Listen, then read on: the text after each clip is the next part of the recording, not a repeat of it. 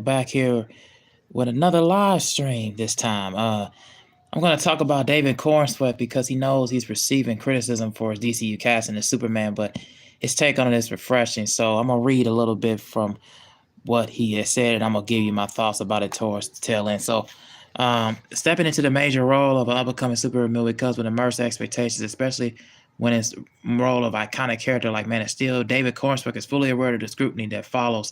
Since joining the impressive cast of new Supes and James Gunn's Superman, which comes out July the 11th, the actor has faced both excitement and criticism from fans. However, rather than shying away from criticism, the Twisters actor is addressing it with a take that speaks volumes about his approach and the role of his career. David Cornsworth sat down with Esquire and was asked about the inevitable criticism of playing such an iconic character. His response is refreshing, a mix of humility and confidence. He explained with addressing notion of an actor having prepared critiques in such a situation.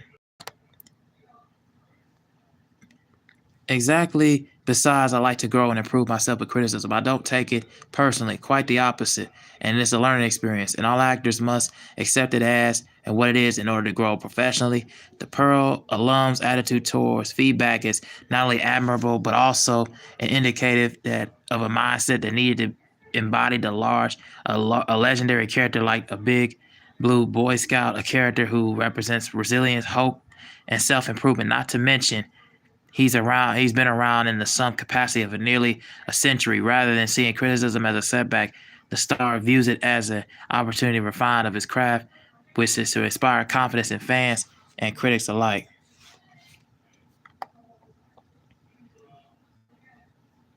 And beyond the mindset, David Cornsweet's physical transformation of the role has been nothing short of super. The actor revealed that he had bulked up to significantly, even outgrowing his wardrobe in the process, standing at an impressive 6'4". The actor ultimately evokes a classic Superman look, and he certainly fits the bill aesthetically, but as any Supe fan knows, portraying the last son of Krypton's is about much more than just appearance. It's about embodying the character essence both on and off the screen. And if you ask his co-star Rachel Brosnahan, who is set to play Lois Lane, she knew that it was born to play Clark Kent's alter ego as soon as she saw him in the costume for the first time. And We Own This City veteran has already demonstrated a level of thoughtfulness to play Superman, and the weight of symbolism and acknowledging the portrayal carrying the meaning beyond the surface when the upcoming DC movie follows on the big screen this summer. With Superman set to hit the 2025 movie schedule July 11th, the anticipation continues to build. And David Cornsworth's willingness to engage and praise the criticism with a constructive mindset for his future, the DCU's leading hero. The Supe, meant to inspire Den, the Pennsylvania-born actor's approach to the role is already doing just that. Some fans may be skeptical of the next man to don the iconic red trunks, but for me, the one thing is for sure, Cornswet isn't wearing the cape. He's earning it.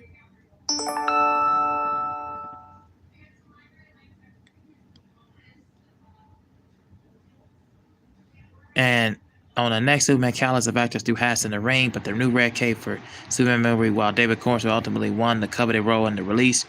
And turns out that unexpected contender took a shot, Patrick Schwarzenegger, and yes, the son of action movies and icon and former California governor, recently revealed that he auditioned for the role of the last son of Krypton, but as much as he may have wanted to join the DC universe, there are other DC comic book characters that would have been a way better fit for him. Because also Patrick Schwarzenegger, I believe, is either the son of Arnold Schwarzenegger. I could be mistaken. Don't quote me on this. Patrick Schwarzenegger appeared in the Happy Sad Confused podcast episode for an episode that was posted on the official YouTube channel. In the chat, Schwarzenegger admitted that he hadn't done many superhero auditions, but James Gunn's upcoming Superman was one of the few exceptions. Host Josh Horowitz asked him if he had ever gone out for many major superhero roles, and his response was surprising. And no, I haven't, and I've only auditioned for two superheroes, but it was literally Homelander, and I think it was Golden Boy and Superman. They were like the three that I auditioned for. And hearing the Midnight Sun actor tried out for the Man of Steel is interesting, but the way he described the process, makes it clear that it wasn't meant to be. He continued, "No, I didn't think I even got feedback, but it was like, no, no, no, not for you. It was fine, and I think I got White Lotus right after." Gunn's physically in charge required Khalil. Then it's no surprise that he would consider the Gen V veteran actor. And ultimately, it seems James Gunn had a particular vision for the character that didn't align with the actor. Still, DC has as depth a bitch of characters, and there are plenty of the actor that would be perfect for. And just go into that realm for Patrick Schwarzenegger, Booster Gold, Nemesis, and Max Mercury. But anyway, getting back to David Corenswet's part of him portraying the Kryptonian superhero, iconic Kryptonian superhero Superman. So I just thought that reading this article and kind of going through it, it really just shows me that David Corenswet has just a way of wisdom, a word of wisdom, and a word of advice. Just knowing how he took time to really learn and really understand what it takes to become in the movie becoming the Kryptonian superhero, the backstory, and just how he came up, and just the image, and just how it looks. You know, most people, they was complaining about the Superman movie James Gunn was making, and it's coming out this summer, and how it just, for some reason, it's going to capture the essence, it's going to capture the love, it's going to capture the feel of what Richard Donner and Christopher Reeve's original first Superman, and later on the Superman installments had, and even the Donner cut that came out in 2006, it's going to live up to those standards in some ways. Really, those fans who came out and saw it in the late 70s, did they feel an attachment to it, and did they feel the sort of love for it? You know, and for me, I'm yet to really give a full, clear cut think of what I'm going to think about the movie when it comes out. But from what I've seen, I think David Corenswet kind of really gets the idea of portraying the role, portraying the character, because it seems like, just from what I just saw him saying in the interview, a sit down, and reading this article from Yahoo, he has it down pat. He has everything to be desired. Playing in the movie Twister, which was a disaster movie, completely different sub of genres, but I think he'll transition well. I think the look, and from what I saw from the first trailer, and from the first teaser trailer of when it came out, we had to see an official trailer for it to come out. We'll probably see it around in the summertime when it comes, of the movie. And yeah, I cannot wait to see it, man. And just wanted to kind of talk to you guys about that. And I didn't even realize, reading down on the list, that Patrick Schwarzenegger was, even having ideas of, thought about playing the Superman character as well. And he also had two other character choices that he wanted to portray in DC.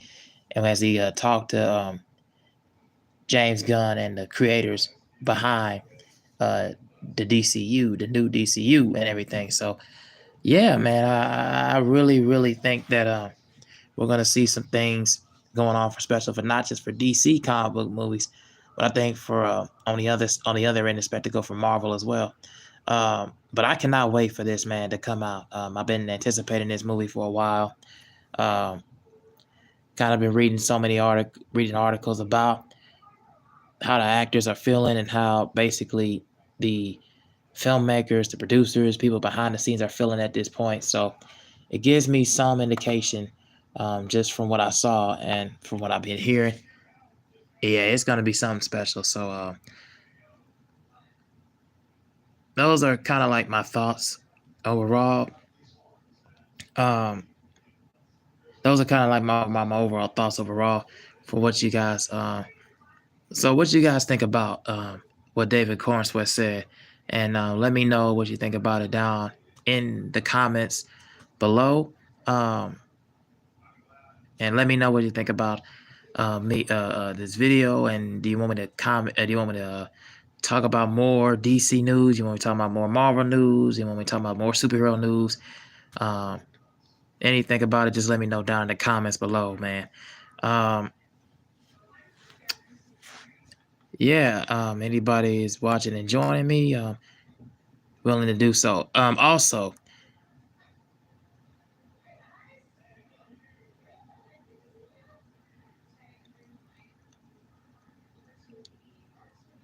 I'll just kind of go in a little bit of detail to read more about Patrick Schwarzenegger's parts as well.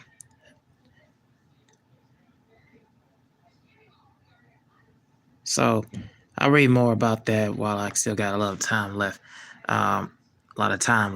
So he wanted to play these three characters at first. Booster Gold, a time traveling frame obsessed hero from the future. Booster Gold starts as a self promoter, evolving into a respected hero, and the Daniel is a real actor's natural charm and comedic timing that would make him a fantastic choice for the role, especially since James Gunn already has announced a BG series, Nemesis, and a highly skilled government operative and master of disguise. Nemesis is lesser known for compelling character who works in espionage and covert missions. Given that Schwarzenegger's background in heavy action roles, Terminal listing of being one of them, he could bring an intense and grounded energy in his DC deep cut.